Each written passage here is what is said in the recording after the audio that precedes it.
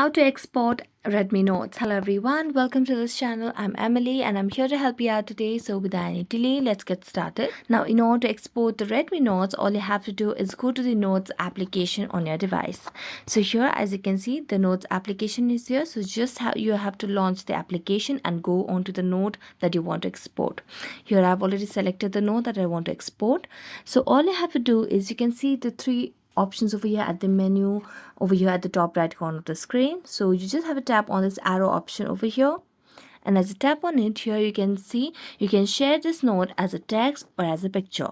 So I want to share this note as a picture, so I'm going to tap on it, and then here you'll be able to see how you want to share this note or on which platform, from your messenger, your Instagram, or you can do it with DMs on your Twitter account and so on. You can also send it to via Gmail and Facebook and many other platforms. So you can save it as well, and you can send it to the people who you want to send it to. So thank you so much for watching this video. See you next time.